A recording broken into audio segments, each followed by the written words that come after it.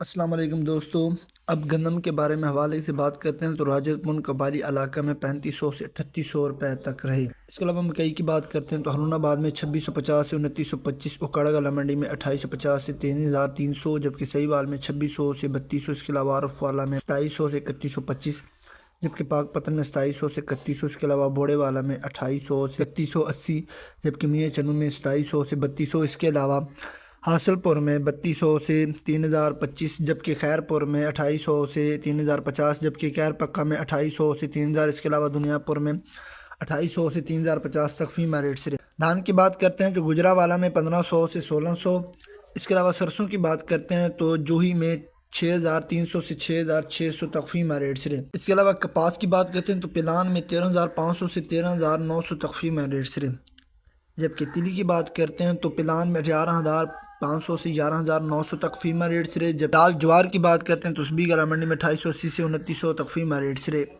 آگے بڑھتے ہیں، آپ کو بتائیں کہ پنجاب میں گندم کی سرکاری قیمت تاحال مقرر نہ ہو سکی۔ پاکستان کسان بورڈ کے چیئرمین سردار ظفر حسین نے گندم کی قیمت متعین نہ کرنے پر سڑکوں پر آنے کا اندیا دے دیا۔ اسی حوالے سے مزید بات کرتے ہیں، فیصل آباد سے نعیم قیصر نے ہمیں جوائن کیا ہے۔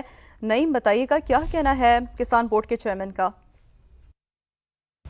جی دیکھیں، گندم کی فصل کا سٹا بن چکا ہے اور ایک ماہ بعد تقریباً جو کٹائی کا مرحلہ ہے وہ شروع ہو جائے گا، لیکن حکومت کی جانب سے اب تک گندم کی سپورٹ پرائس کا اعلان نہیں کیا گیا۔ پنجاب بھر میں 1,62,00,000 ایکڑ اراضی کے اوپر گندم کی فصل کاشت کی گئی ہے، جس کی وجہ سے کسان بہت زیادہ پریشان ہیں۔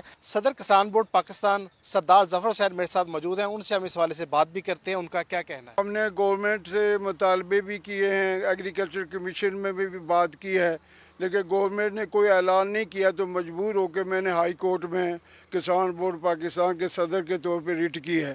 اگر عدلیہ نے بھی ہماری بات نہ سنی تو ہم احتجاج کریں گے، ہم روڈ پہ نکلیں گے۔